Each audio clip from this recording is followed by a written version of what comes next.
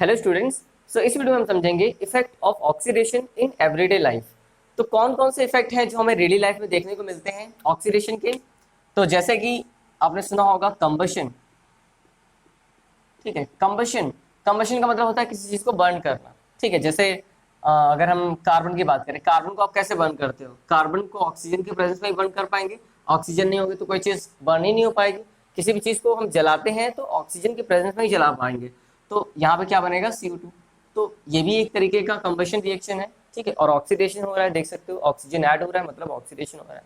इसके अलावा जो हमारा बायोलॉजिकल प्रोसेस है दैट इज रेस्पिरेशन, ये भी एक ऑक्सीडेशन प्रोसेस है क्योंकि हम यहाँ पर ऑक्सीजन इनहेल करते हैं।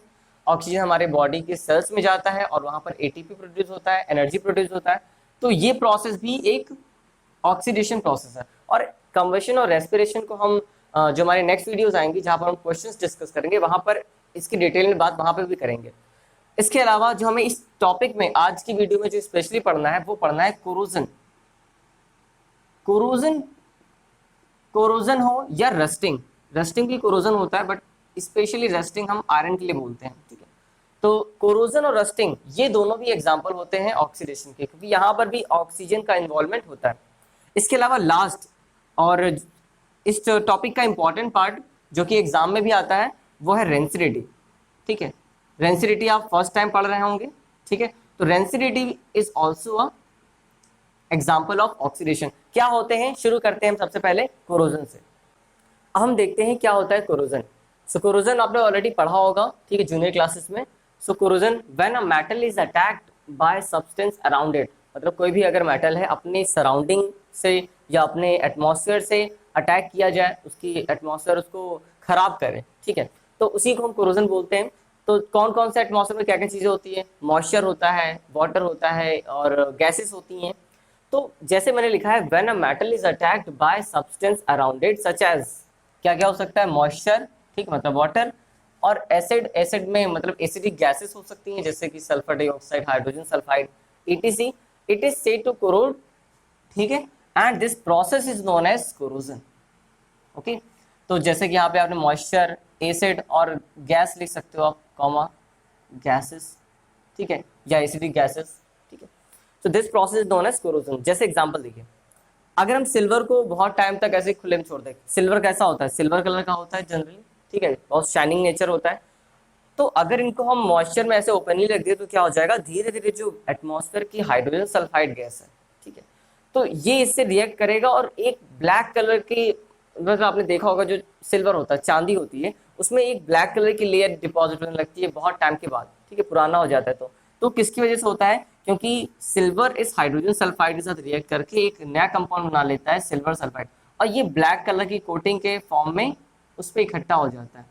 तो अगर बहुत टाइम के बाद आप देखोगे तो सिल्वर आपको ऐसे ब्लैक पूरा हो जाएगा। ठीक है, तो किसकी वजह से होता है? इस कोरोजन की वजह से, इस रिएक्शन की वजह से। ठीक है, तो इसी प्रोसेस को हम क्या बोलते हैं? कोरोजन। तो ये किसका कोरोजन है? ये हमने रिएक्शन लिखी है सिल्वर की। इसी तरीके से कॉपर में आपने देखा होगा, कॉपर को अगर हम बहुत टाइम तक रख देते हैं तो उस पर एक ग्रीन कलर की कोटिंग आने लगती है, डिपॉजिट होने लगती है। वो कैसे होती है? तो जो कॉपर है वो कार्बन डाइऑक्साइड, ऑक्सीजन और वाटर से रिएक्ट करके, एटमॉस्फेयर में प्रेजेंट होता है ये, बना, इनसे रिएक्ट करके बेसिक कॉपर कार्बोनेट में कन्वर्ट हो जाता है। ठीक है, आप देख सकते हो कॉपर कार्बोनेट, और ये बेस है कॉपर, कॉपर का। ठीक है, कॉपर हाइड्रोक्साइड। तो यहाँ पर इसका एक मिक्सचर प्रिपेयर हो जाता है जो कि ग्रीन कलर की कोटिंग के फॉर्म में हमें दिखता है। मैं यहाँ लिख दूँ, ठीक है, ये ग्रीन कलर की कोटिंग मुझे दिखाई पड़ती है, हमें दिखाई पड़ती है। अब ये तो बहुत एग्जाम्पल है, ये तो सबने देखा होगा, रस्टिंग का एग्जाम्पल है, जैसे आयरन। ठीक है, सबसे कॉमन एग्जाम्पल होता है रस्टिंग कोरोजन का। जो आयरन है वो ऑक्सीजन और वाटर।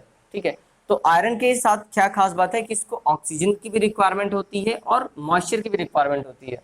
अगर सिर्फ ऑक्सीजन होगा तो भी कोरोजन नहीं होगा, सिर्फ वाटर होगा तो भी कोरोजन नहीं होगा।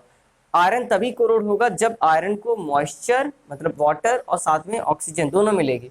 तो क्या हो जाएगा? यहाँ पे हाइड्रेटेड आयरन थायराइड ऑक्साइड बन जाएगा, और इसी को हम क्या बोलते हैं? इसी को हम बोलते हैं रस्ट। ठीक है, तो अब हम देखते हैं क्या होती है रस्टिंग। रस्टिंग जैसा कि हमको पता है कोरोजन ऑफ आयरन, आयरन के कोरोजन को हम क्या बोलते हैं? स्पेशली रस्टिंग बोलते हैं, क्योंकि ये बहुत कॉमन होती है। ठीक है, तो एक बात और, जो कोरोजन होता है या रस्टिंग होती है, ये बहुत ही स्लो प्रोसेस होता है। मतलब आपका ऐसा नहीं कि आज आप मेटल लेकर आए और कल वो कोरोजन होने लगा, नहीं। ये कंसिडरेबल टाइम के बाद, और depending upon the nature of atmosphere, वो कहाँ पर रखा हुआ है, इस पर भी वो इफेक्ट करता है, डिपेंड करता है कि उसका कोरोजन कितनी फास्ट होता है। ठीक है। सो यहाँ पर अब रस्टिंग को कैसे समझेंगे कि when an iron object is left in a moist air. ठीक है, यहाँ पर बहुत ध्यान समझिए कि लेफ्ट इन मॉइस्ट एयर, मतलब वो एयर जो होना चाहिए मॉइस्ट होना चाहिए। अगर वो सिर्फ नॉर्मल ड्राई एयर होगा तो कभी भी रस्टिंग नहीं होगी। आपकी बुक में एक एग्जांपल भी दे रखा है। एग्जांपल में क्या है, या एक्सपेरिमेंट दे रखा है। एक्सपेरिमेंट ये है कि आपके पास एक टेस्ट ट्यूब है, दो टेस्ट ट्यूब आपने ली हुई है, जहां पर आपने सिर्फ वाटर लिया हुआ है और एक में आपने सिर्फ एयर लिया हुआ है। ठीक है, और इसमें आयरन नेल एक डाली हुई है, यहाँ पर भी आयरन नेल डाली हुई है।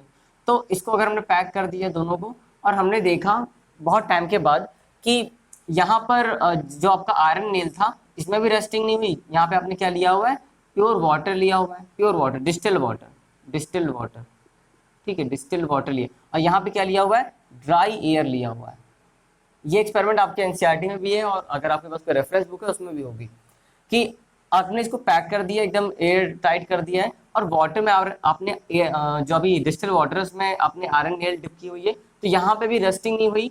और जो ड्राई एयर में आपने सिर्फ, यहाँ पे एयर है, ठीक है, यहाँ पे मैं हटा रहा हूँ वाटर का सिंबल, ठीक है, यहाँ पे सिंपल एयर रखी हुई है, तो एयर में भी आपने देखा कि यहाँ पर भी कोई रस्टिंग नहीं हुई। लेकिन हमने एक दूसरी टेस्ट ट्यूब ली जहाँ पर हमने ओपन में रख दिया, ठीक है, जहाँ पर इसमें नॉर्मल वाटर ले लिया, कोई भी वाटर ले लिया, और यहाँ पर गैसेस भी डिजॉल्व होती रहती हैं क्योंकि ओपन में रखा हुआ है। ठीक है, तो इसमें हमने देखा कि जो आपकी आयरन नेल थी उसमें रस्टिंग हो गई, उसमें रस्टिंग लग गई, लेकिन इन दोनों में नहीं लगी। तो इससे क्या बात प्रूफ होती है कि जब भी आपका आयरन आपका रस्टिंग होगा, ठीक है, आयरन में रस्टिंग होगा, तो उसके लिए मॉइस्चर और ऑक्सीजन दोनों की रिक्वायरमेंट होगी। ठीक है, so for a considerable time, for a considerable time का मतलब है कि ऐसा नहीं कि आज लाए तो कल होगी, थोड़ा टाइम लगेगा। तो कंसिडरेबल टाइम, कुछ टाइम तक उसको वेट करना होगा, तब जाके रस्टिंग होगी। It gets covered with a red brown flaky substance. ठीक है, तो रेड ब्राउन फ्लेकी सब्सटेंस हो जाता है, इकट्ठा हो जाता है, देखा भी होगा आपने, उसे ही हम क्या बोलते हैं, रस्ट। और इस प्रोसेस को हम क्या बोलते हैं, रस्टिंग। जैसे आयरन है, ऑक्सीजन और वाटर से ये नेचर जो हमारा एटमॉस्फेयर होगा उनसे रिएक्ट करेगा, और हाइड्रेटेड आयरन थर्ड ऑक्साइड, ये थर्ड का क्या मतलब है, जो यहाँ पे ऑक्सीडेशन नंबर होता है। ठीक है, ये मैंने आपको शायद बताया था प्रीवियस वीडियो में कि ऑक्सीडेशन नंबर नाम की एक चीज़ होती है जिसको आप क्लास 11th में सीखोगे, तो बस वही ऑक्सीडेशन नंबर है इसका। ठीक है, इसका मतलब ऑक्सीडेशन नंबर यहाँ पर कितना है, थर्ड है। सेकंड भी होता है, थर्ड भी होता है। ठीक है, वेरिएबल वैलेंसी होती है, जो आयरन है उसकी वेरिएबल सेकंड भी होती है, थर्ड भी होती है, यहाँ पे स्पेशली थर्ड बोला गया है। खैर इसकी बात आप आगे सीखोगे। सो हाइड्रेटेड आयरन थर्ड ऑक्साइड, और इसी को हम क्या बोलते हैं, इसी को हम क्या बोलते हैं, रस्ट बोलते हैं। अब हम देखते हैं method of prevention of corrosion और रस्टिंग। कौन कौन से तरीके हैं जिससे आप कोरोजन और रस्टिंग को रोक सकते हो।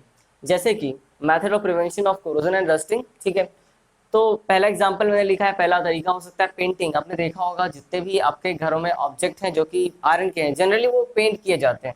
पेंट करने से क्या होता है कि वो आयरन जो होगा आपका, वो एयर के कांटेक्ट में आएगा, मतलब मॉइस्चर के कांटेक्ट में नहीं आएगा, तो वहां पर रस्टिंग नहीं होगी।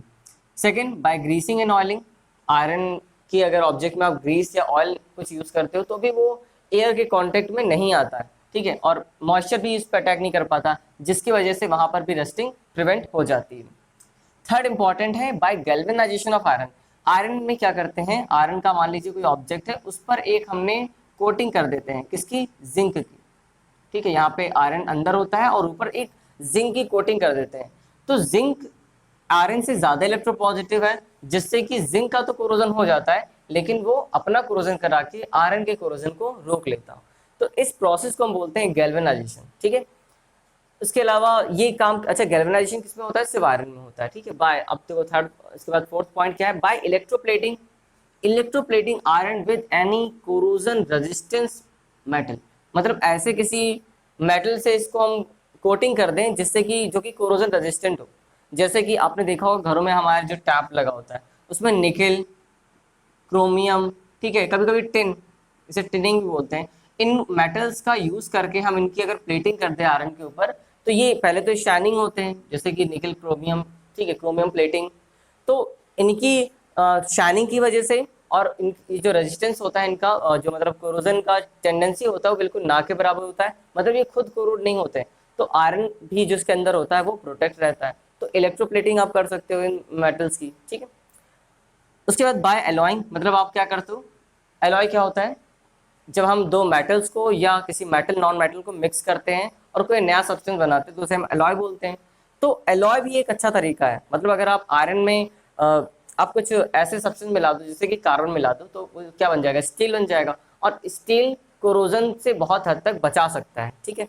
तो स्टेनलेस स्टील आपने सुना होगा, ब्रास सुना होगा, ये सारे एग्जाम्पल होते हैं एलॉय के, और उस पर रस्ट नहीं लगती है, ठीक है। सो एलॉइंग भी एक प्रोसेस हो सकता है। और ये भी एक एग्जाम्पल, ये भी इंपॉर्टेंट एग्जाम्पल आपका या तरीका है आपका, by connecting iron to a more electropositive metal, इसे हम कैथोडिक प्रोटेक्शन बोलते हैं। इस पर मैं एक सेपरेट वीडियो बनाऊंगा तो आपको वहां पर ज़्यादा समझाऊंगी। और ये जो जितने भी प्रोसेस हैं, ये आपका जो आपका थर्ड चैप्टर है मेटल नॉन मेटल, वहां पर आपको दोबारा से पढ़ने को मिलेगा। तो वहां पर हम इन सारे प्रोसेस को डिटेल में समझेंगे, जैसे गैल्वेनाइजेशन है इसको हम डिटेल में समझेंगे, ये आपका इलेक्ट्रोप्लेटिंग प्लेटिंग है इसको भी डिटेल में समझेंगे, एग्जाम्पल के साथ समझेंगे। और ये वाला प्रोसेस कैथोडिक प्रोटेक्शन, इसको भी हम कंप्लीट इसका डिस्कशन करेंगे, कैथोडिक प्रोटेक्शन क्या होता है और कैसे वर्क करता है। कोरोजन और रस्टिंग को समझने के बाद हमारे पास लास्ट टॉपिक बचा हुआ है रेंसिडिटी, जो कि एक और एग्जांपल है ऑक्सीडेशन का, ठीक है। तो रेंसिडिटी का मतलब क्या होता है, ये हम रेंसिडिटी की बात हम करते हैं केवल फूड मटेरियल के केस में। मतलब फूड मटेरियल आपने देखा होगा कि कुछ टाइम के बाद वो उसका टेस्ट बदलने लगता है, ठीक है, मतलब उसका स्मेल चेंज हो जाती है, टेस्ट खराब हो जाता है। तो एक्चुअली में वहाँ पर होता क्या है, कोई भी फूड मटेरियल कैसे बनता है, किसी ना किसी ऑयल में बना होगा, फैट में बना होगा, ऑयल फैट ही तो होते हैं। तो वो जो फैट और ऑयल है उसको वो अगर ऑक्सीजन से कंबाइन होके उसका ऑक्सीडेशन हो जाए, ठीक है, उसका ऑक्सीडेशन हो जाए फैट्स और ऑयल्स का, तो उस प्रोसेस को हम बोलते हैं रेंसिडिटी। तो वही चीज हमने यहाँ पे लिखी हुई है, the oxidation of fats and oils.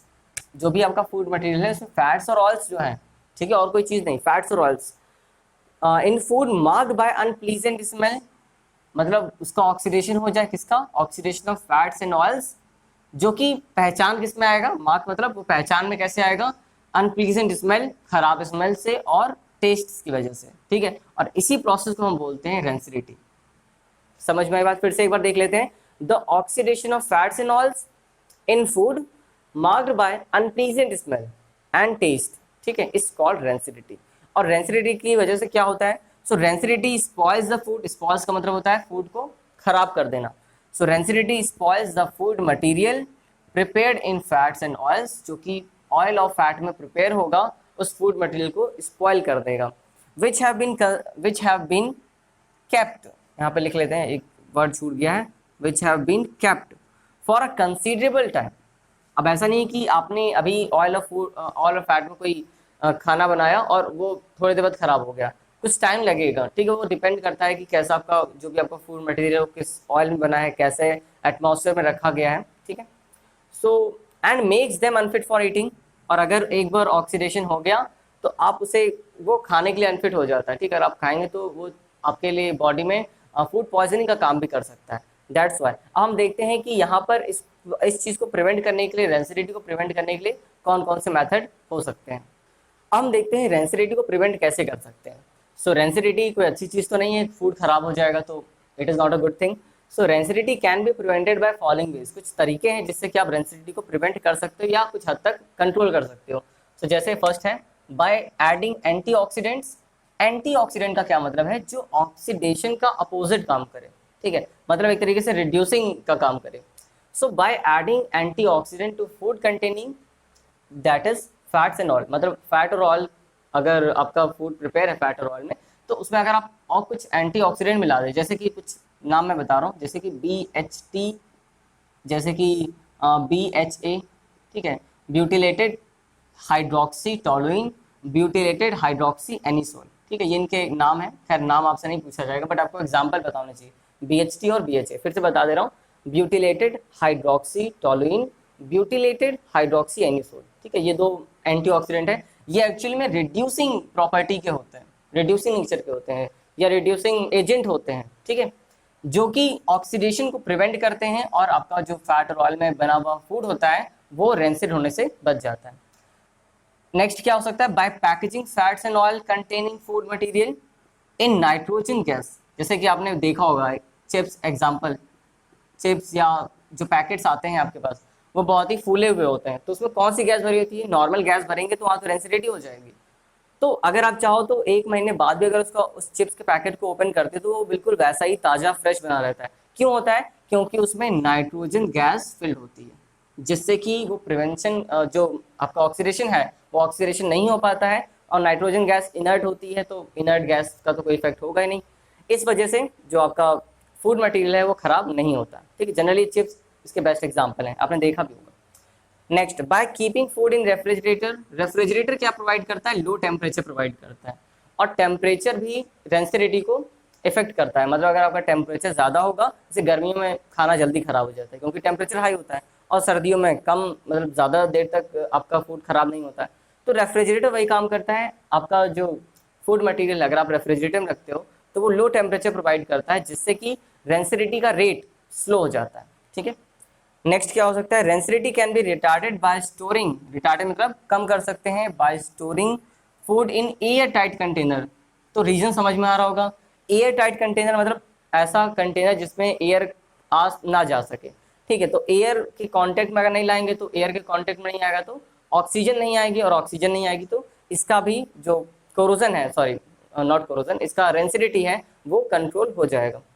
उसके बाद last, bye storing food away from the light, क्योंकि लाइट भी इस इफेक्ट को इंक्रीज करती है। लाइट से अगर आप खाने वगैरह दूर रखोगे जो कि आपका ऑयल में या फैट में बना हुआ है, अगर आप उसको लाइट से दूर रखते हो, ठीक है, छाँव में रखते हो या उसको लाइट से थोड़ा बचा के रखते हो, तो भी आपके रेंसिडिटी का रेट स्लो हो जाता है। ठीक है, सो आज की वीडियो में बस इतना ही। नेक्स्ट वीडियो में ये हमारा चैप्टर तो यही कंप्लीट हो गया, और नेक्स्ट वीडियो में हम बात करेंगे जो इसके न्यूमेरिकल प्रॉब्लम है या इसकी इक्वेशंस हैं, जो इसके क्वेश्चंस हैं, उनको हम लोग एक एक करके नेक्स्ट वीडियोस में डिस्कस करना शुरू कर देंगे।